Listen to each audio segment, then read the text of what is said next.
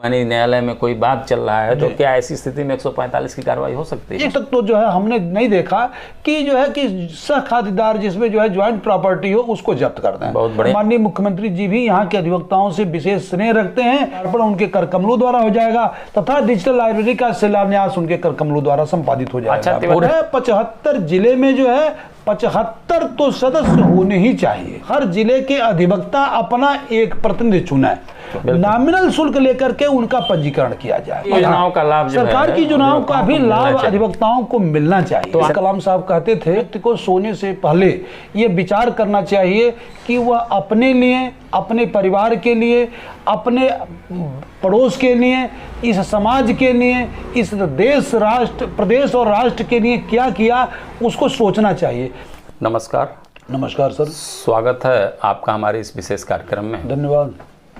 दर्शकों, साहस, उमंग, उत्साह और उत्सव धर्मी मन, ये जीवन में सफलता के ऐसे सूत्र माने जाते हैं कि यदि कोई भी व्यक्ति इसे अपने जीवन में अंगीकार करता है तो ये माना जाता है कि वो अपने जीवन को सफलतम तरीके से संचालित कर रहा है। आज हम एक ऐसे उत्सवधर्मी व्यक्ति से बातचीत कर रहे हैं, उनके जीवन वृत्त के बारे में जानेंगे, जो विधि व्यवसाय से जुड़कर और तमाम सारी कठिनाइयों को झेलते हुए आज आपने बेहतर मुकाम हासिल किया है। आपका नाम के त्रिपाठी है, कृष्ण कुमार त्रिपाठी, और आप जिला न्यायालय गोरखपुर में विधि व्यवसाय करते हैं और जिला बार एसोसिएशन गोरखपुर के आप इस समय अध्यक्ष भी हैं। तो तिवारी जी, हमारे कार्यक्रम में आपका स्वागत है। धन्यवाद सर। हम ये जानना चाहेंगे कि जैसे आपके माता पिता का क्या नाम है और आपका जन्म स्थान कहाँ है, हमारे दर्शकों को बताएं आप। मेरे माता का नाम श्रीमती सिंगारी देवी और पिता का नाम श्री रामदेव त्रिपाठी है और मेरा जन्म स्थान जो है ये खजनी तहसील में एक ग्राम जो है राजस्व ग्राम रतसही है, वहीं पर हमारा जन्म स्थान है। आपके पिताजी कितने भाई थे? हमारे पिताजी अकेले थे। अच्छा, बहनें? हमारी बहनें जो हैं 4 हैं। आपके पिताजी की बहनें?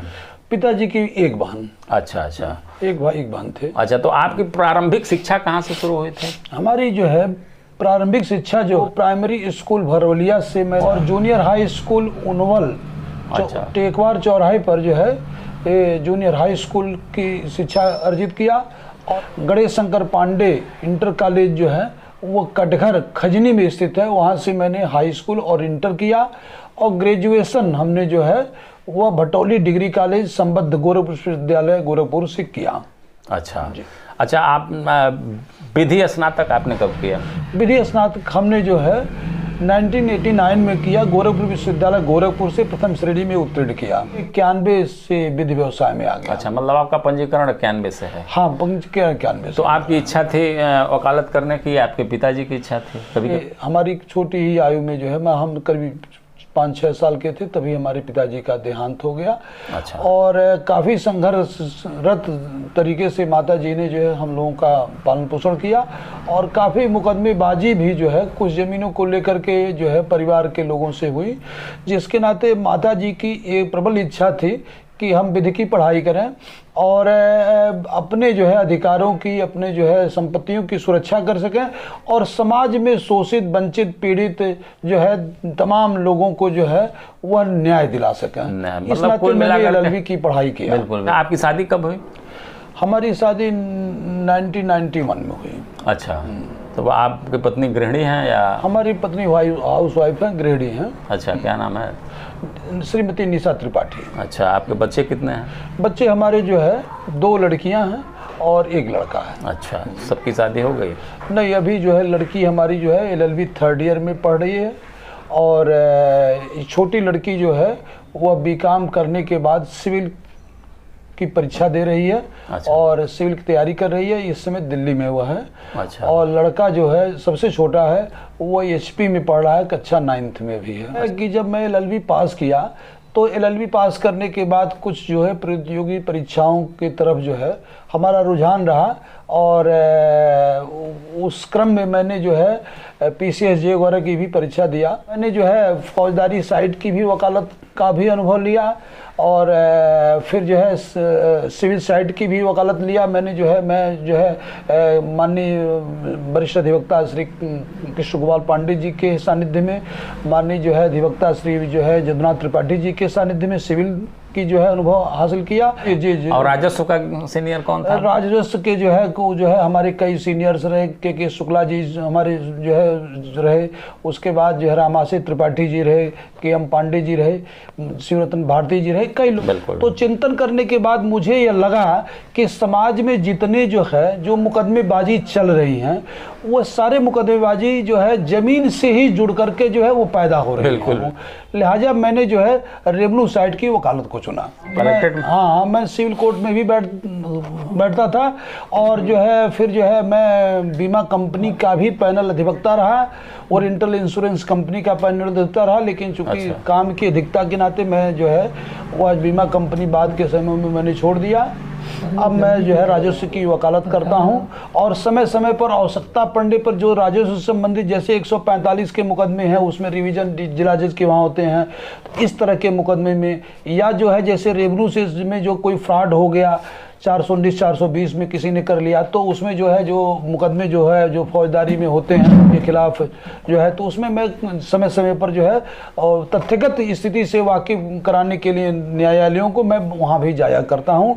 अभी आपने रेवेन्यू की बात किया जो 145, जी क्या है 145 जरा हमारे दर्शकों को आप बताएं। 145 वह है जैसे मान लीजिए कि जो है कि कोई लैंड जो है किसी ने कब्जा कर लिया, अब मान लीजिए उसकी कोई टाइटल नहीं बनती है, या किसी लैंड को लेकर के जो है दो पक्षों में जो है वो विवाद की स्थिति पैदा हो गई, तो ऐसी स्थिति में जो है एक पक्ष द्वारा जो है आवेदन पत्र दिए जाने पर अथवा जो है वहाँ की स्थानीय पुलिस द्वारा यह महसूस किए जाने पर कि इस लैंड को लेकर के और किसी भी समय इसको लेकर के अप्रिय कोई गंभीर किस्म की घटना कारित हो सकती है, तो वह जो है ऐसे मामलों में जो है 145 जो है सीआरपीसी में जो है वो बात को जो है रेफर कर देते हैं वो एसडीएम को, और ये संबंधित जो है एसडीएम जो है जो उस तहसील का एसडीएम जो है उन पक्षों को जो जिन पक्षों के बीच में विवाद होता है उनको नोटिस दे करके और जो है उस पर उनकी आख्या मांगता है, और आख्या मांगने के बाद यदि उचित समझता है तो 145 146 वन में जो है उस लैंड को जब्त कर देता है कि जब तक जो है ये पक्षों द्वारा साक्ष्य और सबूत दे करके जब तक माननीय उस न्यायालय द्वारा जो है ये तय नहीं कर दिया जाता कि वाकई में इस लैंड का जो है टाइटल होल्डर कौन है, उसके किसके पक्ष में रिलीज किया जाए, तब तक वह लैंड जो है उस साहनेदार के कब्जे में होती है। उससे ये होता है कि विवाद की स्थिति जो पैदा होने वाली है वो रुक जाती है, और उस लैंड से यदि वो एग्रीकल्चर लैंड है तो उससे होने वाली आय जो पैसा जो उससे अन्न अनाज पैदा होता है उससे जो है साहनेदार जो है जो वो अन्न को बेच करके वो पैसा जो है जमा किया रहता है, और जो है वो पैसा जब जो है रिलीज होता है वो लैंड जब रिलीज होती है एसडीएम के आदेश से वो पैसा जो है जिसके पक्ष में रिलीज होती है उसको मिल जाता है। यानी अगर और उस आदेश से कोई यदि क्षुब्ध होता है उस 146 या 145 146 वन के जब्ती के आदेश से या जो है फाइनल आदेश से तो जिला जज के वहाँ जो है उसकी निगरानी दाखिल करता है। तो 145 की जो कार्रवाई है, तो जैसे मान लीजिए कि अगर किसी व्यक्ति के पास सपोज करिए कि अगर एक प्रॉपर अगर एक एग्रीकल्चर लैंड है जो वही उसके जीविका का आधार है, और अगर कोई व्यक्ति जो है एक ट्रेसपासर आकर के अगर उस पर अवैध कब्जा करता है, तो ऐसी स्थिति में अगर वो सीज की जाती है वो जमीन, मान लीजिए 146 के तहत, तो आप उसके जीवन जीने के अधिकार पर तो प्रभाव पड़ता है, यानी उसका जो मूल अधिकार है वो प्रभावित होता है। तो फिर उसके लिए वो आखिर क्या खाएगा क्या पिएगा तब तक जब तक वो जब्त रहेगी, क्या व्यवस्था है इसके लिए? ऐसा है कि जब 145 की रिपोर्ट आती है और 145 की रिपोर्ट आने पर प्रारंभिक जो है वह जो आदेश पारित होने के बाद प्रारंभिक आदेश केवल नोटिस होता है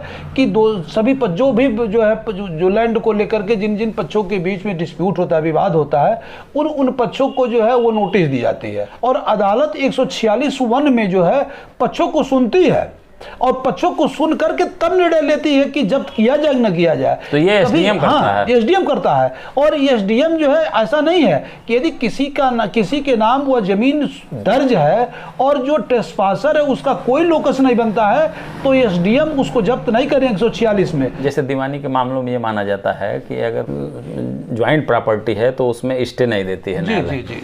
तो क्या 145 में भी इस तरह की कोई व्यवस्था है? जैसे मान लीजिए कि 2 भाइयों में 4 भाइयों में विवाद है, कोई दीवानी न्यायालय में कोई बात चल रहा है, तो क्या ऐसी स्थिति में 145 की कार्रवाई हो सकती है? 145 की कार्रवाई वो थोड़ी सी वो जो है डिफिकल्टी है।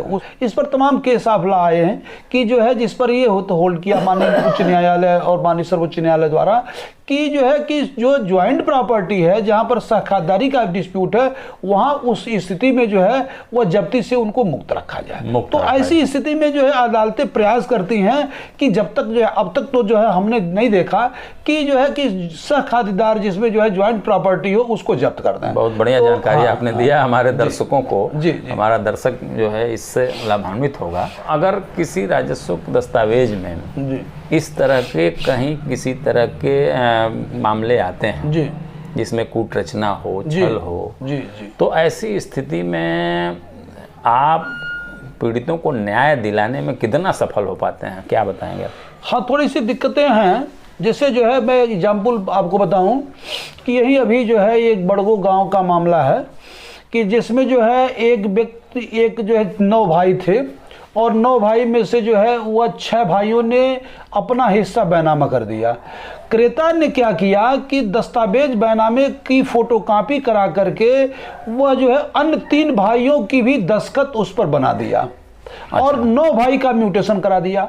उसने 9 का हिस्सा कब्जा कर लिया। बाद के समयों में जो है उन सबों ने जो है उस आदेश के खिलाफ अपील किया और अपील में भी वो आदमी इतना प्रभावशाली था कि उस अपील को जो है पोषणीयता के आधार पर ही जो है उसने खारिज करा दिया।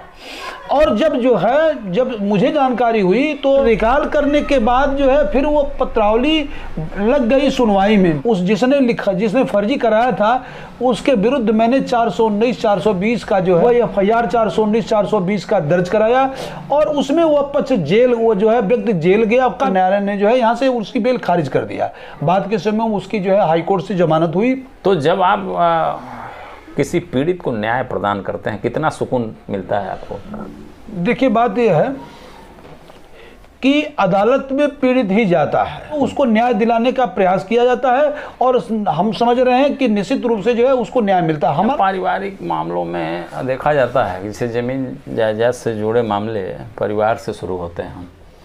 अधिकांशतः परिवार के मामले जो है न्यायालय में आते हैं। जी। माता पिता बच्चों से पीड़ित, जी, भाई भाई आपस में पीड़ित। जी। तो आखिर इसके पीछे क्या कारण आप जो है इसको देखते हैं? क्यों? पहले जो है संयुक्त परिवार हुआ करता था। संपूर्ण अंश पर, संपूर्ण चीजों पर जो है वह आदमी जो है अपना अधिकार मानता था। अभी स्थिति यह हो गई कि संयुक्त परिवार का विघटन हो गया। ऐसी स्थिति में आलम यह है कि अब माता पिता का भरण पोषण कौन करे। अब लोगों को लालच हो गई और छोटी छोटी चीजों पर जो है वो लड़ाई कर रहे हैं, लड़ाई बढ़ रहे हैं। हमारे संस्कारों में थोड़ी सी गिरावट आ रही है। तो माता पिता आज के जमाने में आदर्श है। 60 के दशक में संभवतः एक फिल्म आई थी, एक फूल दो माली। जी। उसमें एक गाना था जी। कि तुझे सूरज कहूँ या चंदा, तुझे दीप कहूँ या तारा, जी। मेरा नाम करेगा रोशन जग में मेरा राज दुलारा। जी, जी, जी। तो उसमें लाइन थी कि मैं कब से तड़फ रहा था। जैसे औलाद के लिए व्यक्ति कितना परेशान होता है। उसमें एक लाइन थी कि मैं कब से तड़फ रहा था, मेरे आंगन में कोई खेले, नन्ही सी खुशी के बदले चाहे सारी दुनिया ले ले। जी, जी, जी, जी, जी। मेरे संग संग झूल रहा है। जी। उसमें पालने में वो झूला झूलाते हुए वो गाना गाता है कि तेरे संग संग झूल रहा है, मेरे बाहों में जग सारा, जी, जी। मेरा नाम करेगा रोशन जग में मेरा राज दुलारा। उसी में एक लाइन है जी कि पिता कहता है कि आज उंगली पकड़ के तेरी जी तुझे मैं चलना सिखलाऊं, कल हाथ पकड़ना मेरा जब मैं बूढ़ा हो जाऊं। जी जी जी। तू मिला तो मुझको मिल गया जीने का एक सहारा, जी। मेरा नाम करेगा रोशन जग में मेरा राज दुलारा। और फिर उसकी तीसरी लाइन भी बहुत कितनी मार्मिक है। ये संकेत जो फिल्मों से जो हमें संदेश मिलते थे कि एक लाइन उसकी आखिरी लाइन में है, जी जी जी, मेरे बाद भी इस दुनिया में जिंदा मेरा नाम रहेगा, तुझको जो भी देखेगा तुझे मेरा लाल कहेगा, तेरे रूप में मिल जाएगा मुझको जीवन दोबारा, जी जी मेरा नाम करेगा रोशन जग में मेरा राज दुलारा। कितनी ये मार्मिक और कितनी प्रेरणाप्रद लाइनें हैं, जी जी जिसमें एक पिता से कितनी मनोकामना से एक पुत्र की प्राप्ति के लिए जो है वो अनवरत प्रयास करता है, उस परम पिता परमेश्वर का आशीर्वाद मानता है जी और उनका लालन पोषण करता है, बड़े होते हैं, पढ़ाता लिखाता है। और उसके बाद जब उसी पिता को जी अपने बच्चों से ही जब ये इस तरह के हालात पीड़ा मिलती है जी तब बहुत कष्ट होता है। और तब हमारी जो हमारी संस्कृति है, जो हमारी सभ्यता है, तब कलंकित होती है। हमारा देश जो है, जो भारतवर्ष है, संस्कारित देश है। इस संस्कार की जो है महत्ता और विशेषता यहीं पर है, संस्कार यहीं से पैदा होता है। अच्छा, घर से भी संस्कारों की कमी जो है, घर में भी जो है ये माता पिता के द्वारा भी जो है अपने बच्चों को श्रेष्ठ संस्कार नहीं प्रदान किए जा रहे हैं, इसके संबंध में आप क्या? उसके संबंध में यह है कि देखिए बच्चे, आज जब हम जो है आधुनिक शिक्षा पद्धति में अपने बच्चों को डाल दिए, बच्चे सुबह सुबह एकदम जो है उठे और तैयार हुए और फिर स्कूल चले गए। स्कूल से जब वो आते हैं दोपहर बाद जो है तो तत्काल जो है फिर वह नाश्ता किए, नाश्ता करने के बाद फिर जो है उनके पास जो है पाठ्यक्रमों का इतना बोझ है, होमवर्क में वो लग जाते हैं। जो है लोगों ने जो है समय देना अपने बच्चों को जो है कम कर दिया है। तो अधिवक्ताओं का प्रतिनिधित्व आपने कब से शुरू किया? उस समय जो है 2 बार मैं महामंत्री रहा। अच्छा। एक बार 2009 में और फिर एक वर्ष के बाद जो है मैं पुनः दोबारा महामंत्री निर्वाचित हुआ। तो मैं 2 बार महामंत्री रहा और अपने महामंत्रित्व काल में जो है तमाम मैंने जो है अधिवक्ताओं के जो है हित में कार्य किया। जैसे अधिवक्ताओं की बैठने की तमाम समस्याएं थी हमारे इस परिसर में, तो उस क्रम में मैंने जो है तत्कालीन जो है विधान परिषद सभापति जो है गणेश शंकर पांडे जी थे, और मैंने परिचय समारोह में उनको आमंत्रित करके उनके माध्यम से जो है उनके द्वारा जो है दिए गए धनराशि से जो है अपने परिसर में 4 अधिवक्ता जो है टिन शेड का निर्माण कराया, कैंटीन वगैरह का निर्माण कराया जो है, और तमाम जो है अधिवक्ताओं को जो है तमाम प्रकार की सुविधाओं को प्रदान कराया और बार बेंच के सामंजस्य को बैठाने का प्रयास किया। अध्यक्ष आप पहली बार कब निर्वाचित हुए हैं? इस बार आप प्रथम बार निर्वाचित हैं या इसके पूर्व भी अध्यक्ष? नहीं, मैं दोबारा इस बार प्रेसिडेंट हूँ। अच्छा। मैं इसके पहले 2017-18 में निर्वाचित हुआ था प्रेसिडेंट। अच्छा। डिस्ट्रिक्ट बार एसोसिएशन गोरखपुर का, और उस दरमियान भी जो है मैंने तमाम जो है कार्य किया, अधिवक्ताओं के हित में कार्य किया। और जो है मैंने बताया कि अपने महामंत्रित्व काल में जो है हमारे वहाँ एक जो है छाया कुंज बनी हुई है, जो संकट मोचन छाया कुंज है। अच्छा। मैं पहली बार महामंत्री हुआ तो जो है विनोद पांडे जी एमएलसी थे तत्कालीन, उनसे पैसा मांग करके नीचे तल का, और दूसरी बार जब मैं महामंत्री हुआ तो ऊपर तल का बनवाया। और जब मैं पहली बार जो है प्रेसिडेंट 2017-18 में हुआ तो उस दरमियान जो है वह अधिवक्ताओं को दी जाने वाली एक हमारे वहाँ स्कीम चल रही थी, बहुत पहले से हम लोग चला रहे हैं स्कीम की, जो है कि जो हमारे वहाँ गरीब अधिवक्ता हैं, बीमार अधिवक्ता हैं और उनके पास दवा इत्यादि कराने की व्यवस्था समुचित नहीं होती थी, तो पैसे के अभाव में वह नहीं दवा करा पाते थे। तो हमारे वहाँ एक स्कीम चल रही थी कि उनको बार एसोसिएशन से कुछ पैसा उनको जो है सहयोग दिया जाए।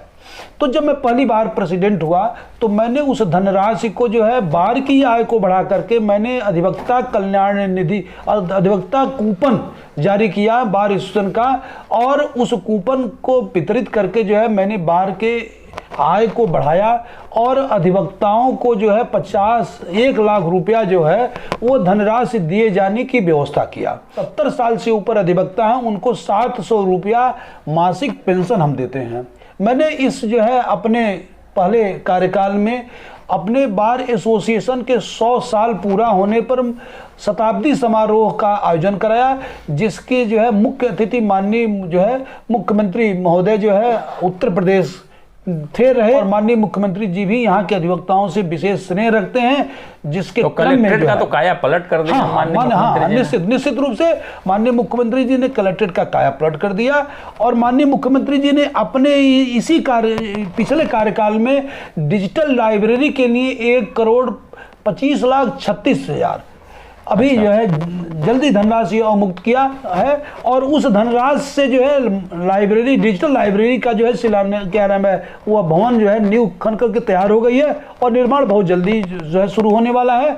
और मैंने अभी जो है माननीय मुख्यमंत्री जी से इसके पहले जो है 1 महीने पहले जा करके मिला था और कहा था कि महोदय ये जो दोनों भवन आपने दिया है और जो ये डिजिटल लाइब्रेरी है इस भवन बन करके तैयार है, और डिजिटल लाइब्रेरी का जो है ये उद्घाटन और इसका शिलान्यास, हाँ, उसका उद्घाटन और इसका शिलान्यास आपके कर कमलों द्वारा हो जाए। ये जिला अधिवक्ता एसोसिएशन की हार्दिक अभिलाषा है। ये इसका श्रेय मुख्यमंत्री के माध्यम से और आपके कार्यकाल में हो रहा है। और माननीय मुख्यमंत्री जी ने जो है अभी हाल में जो है दीपावली के तीसरे दिन में मिला था, तो मैंने माननीय मुख्यमंत्री जी ने कहा कि अपने जो है ओएसडी साहब से कि इसको नोट कर लीजिए, और हम समझते हैं कि जो है माननीय मुख्यमंत्री जी का बहुत जल्द कार्यक्रम मिल जाएगा, और जो है जो उनके कृपा से जो है उनके द्वारा जो है जो अधिवक्ताओं के लिए ये अधिवक्ता चेंबर का जो है भवन दोनों उत्तरी और दक्षिण उसका लोकार्पण बनाया गया, उसका लोकार्पण उनके कर कमलों द्वारा हो जाएगा तथा डिजिटल लाइब्रेरी का शिलान्यास उनके कर कमलों द्वारा संपादित हो जाएगा। अच्छा तिवारी जी, अभी आप का जो दूसरा कार्यकाल है, इस दूसरे कार्यकाल को लेकर के कुछ विवाद उत्पन्न हो गया बार काउंसिल से संबंधित, जो है क्या था मामला?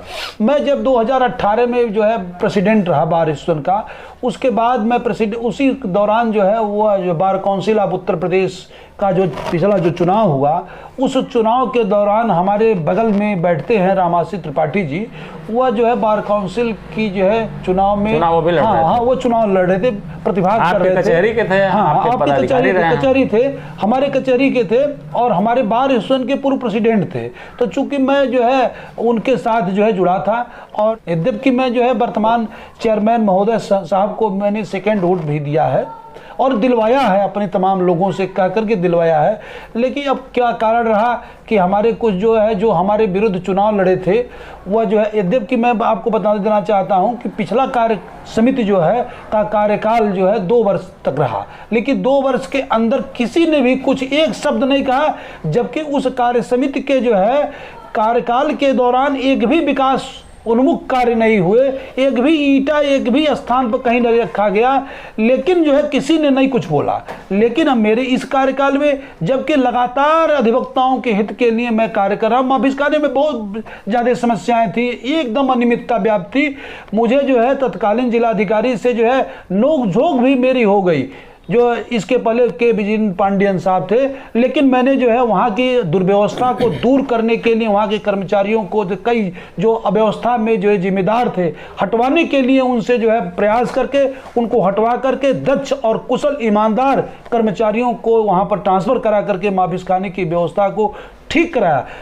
ये निर्माण तो आपको भी मैं बताया हूं कि जो है कि 2-2 मुख्तार खाने जो है वो निर्माण हो रहे हैं। अधिवक्ता मतलब राजनीतिक विद्वेष के आप शिकार हो गए, राजनीतिक विद्वेष के कारण जो हमारे खिलाफ चुनाव में जो है पार्टिसिपेट किए थे और चुनाव हार गए थे, उनके द्वारा जो है कहीं से ये खींच जो है मुझे बदनाम करने के लिए, मुझे परेशान करने के लिए ये सारी चीजें की और कराई गई। जिले से एक प्रतिनिधि जो है बार काउंसिल का जाए और अधिवक्ताओं का जो नए अधिवक्ता आते हैं पंजीकरण शुल्क इनका कम हो या खत्म हो, तो इस संबंध में आप क्या कहेंगे? मेरा ये मानना है कि एडवोकेट एक्ट जो है जब बना और लागू हुआ 60-61 में, तो उस समय प्रदेश में जो है हम समझ रहे हैं कि 25 या जिलों की संख्या लगभग इसी के आसपास जिलों की संख्या रही। तो वो कॉन्सेप्ट रहा कि अच्छा अधिवक्ताओं की संख्या भी बहुत कम थी, जिले की संख्या भी कम थी, उसके लिहाज से 25 सदस्य जो है वह जो है बार काउंसिल के लिए वो रखे गए। और 1960-61 के बाद के समयों में आज के दौर में 75 जिले बन गए। बिल्कुल। और 75 जब जिले बन गए तो अधिवक्ताओं की भी संख्या जान लीजिए कि करीब 2500 गुना 300 गुना बढ़ गई और भी बढ़ गई।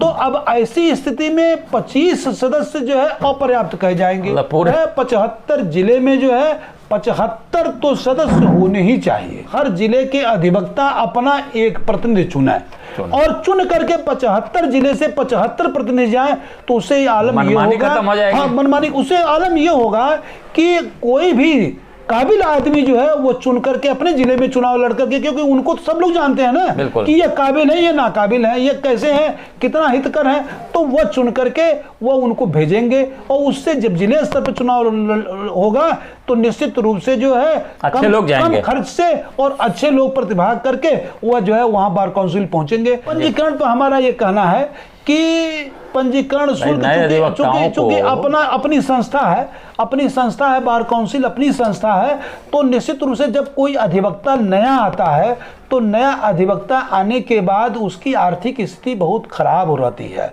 वह शुरू में कहाँ कुछ उसके पास रहता है। तो नॉमिनल शुल्क हम कह रहे हैं कि जो 25,000 रुपया शुल्क जो निर्धारित की गई है बहुत अधिक है। नॉमिनल शुल्क लेकर के उनका पंजीकरण किया जाए। और आज आपको मैं बताना चाहता हूं इस मंच से कि जो है कि अधिवक्ताओं की सरकार की जितनी भी योजनाएं हैं इस समाज के सभी वर्गों के लिए, आज भी जान लीजिए 18 एकड़ जोतने वाला किसान, 12 एकड़ जोतने वाला किसान, 1 डिसमिल जोतने वाला किसान सम्मान निधि का लाभ पा रहा है। लेकिन अधिवक्ता नाम यदि अधिवक्ता लग गया किसी के नाम के सामने तो वह सरकार की किसी भी योजना का, कितनी भी जमीन हो, कितना हो गरीब हो, कितना हो बेचारा लाचार हो, लेकिन उसको जो है अधिवक्ता लग गया तो सरकार की योजना का एक भी लाभ पाने के लिए वो पात्र नहीं है। और हमारी बार काउंसिल को प्रयास करना चाहिए। तो बार काउंसिल क्यों नहीं इस पर निश्चित करना चाहिए, हमारे सम्मानित सदस्यों को करना चाहिए कि हमारे इस वर्ग में जो है मैं बताऊं कि जो है 50% ऐसे अधिवक्ता हैं जो हैंड टू माउथ हैं, जो ऐसी स्थिति में जो है मतलब सरकार की योजनाओं का लाभ, सरकार की योजनाओं का भी लाभ अधिवक्ताओं को मिलना चाहिए। तो नया अधिवक्ता अगर व्यवसाय के लिए कचहरी में आता है जी तो राजस्व की वकालत करना उसके लिए कितना श्रेयस्कर रहेगा, क्या कहेंगे आप? मेरा मानना यह है कि आज जो है राजस्व के मुकदमे जो है इतनी ज़्यादा संख्या में हो गए हैं कि वह जो है वकालत करना या उसको जो है सफल होना बहुत आसान है। तो मेरा यह मानना है कि जो है कि आज कचहरी राजस्व में भविष्य उज्ज्वल है, भविष्य उज्ज्वल है। इस नाते राजस्व की वकालत करना जो है नए अधिवक्ताओं के लिए ज़्यादा श्रेष्ठ यानी बहुत बढ़िया। दर्शकों, आपने देखा कि के त्रिपाठी जी ने बेहतर तरीके से जीवन वृत्त पर तो आपने बात ही किया, लेकिन राजस्व के संबंध में, राजस्व की वकालत के संबंध में आपने बेहतर तरीके से समझाया। निश्चित रूप से ये आपके जीवन में काम आएगी। और दूसरी चीज़ कि एक पदाधिकारी की हैसियत से जो आपने अधिवक्ता हितों के लिए जो कार्य किया, अस्थाई कार्य जो किया, उसके बारे में भी आपने जो है बेहतर तरीके से बात रखा। और अपने गृह जनपद के चूँकि माननीय मुख्यमंत्री जी योगी आदित्यनाथ जी हैं, जिनका सहयोग आपको लगातार मिल रहा है, अनवरत ये सहयोग भी आपको मिलता रहे, ये हमारी भी मंगल कामना है। आपने कार्यक्रम को देखा, निश्चित रूप से आपको अच्छा लगा होगा। तिवारी जी, आपने हमारे दर्शकों के लिए अमूल्य समय निकाला और हमसे बातचीत किया, इसके लिए आपको बहुत बहुत धन्यवाद। एक व्यक्ति की जो है यही जिम्मेदारी होनी चाहिए, क्योंकि मैं अंतिम में आपको बताऊं कि कलाम साहब कहते थे कि हर व्यक्ति को जो है वह केवल अपने लिए ही काम नहीं करना चाहिए, हर व्यक्ति को सोने से पहले ये विचार करना चाहिए कि वह अपने लिए, अपने परिवार के लिए, अपने पड़ोस के लिए, इस समाज के लिए, इस देश, राष्ट्र, प्रदेश और राष्ट्र के लिए क्या किया उसको सोचना चाहिए। अधिवक्ता के रूप में आज मैं विचार करता हूं कलाम साहब के विचारों को सुन करके कि एक व्यक्ति, एक अधिवक्ता जो है जब सवेरे से शुरू करता है तो अपने लिए वकालत करता है और फिर अपने परिवार जो वकालत से आय होती है वो परिवार के लिए होती है, फिर समाज के लिए ही कचहरी में जाकर के वह काम करता है और फिर समाज के अलावा जो असिस्ट करता है न्यायालयों को और न्यायालयों को न्यायिक निर्णय देने में जो सहयोग करता है वह राष्ट्र के लिए काम करता है। तो एक अधिवक्ता के रूप में जो है अब्दुल कलाम साहब के जो ये विचार हैं वह बिल्कुल जो है पांचों जो है समग्र मनुष्य की जो जिम्मेदारी है उसको चरितार्थ जो है एक अधिवक्ता ही करता है। बहुत बहुत धन्यवाद तिवारी जी, धन्यवाद। उज्ज्वलमय भविष्य की कामना करते हैं। धन्यवाद सर, धन्यवाद सर, आपको भी धन्यवाद, सारे दर्शकों को भी धन्यवाद।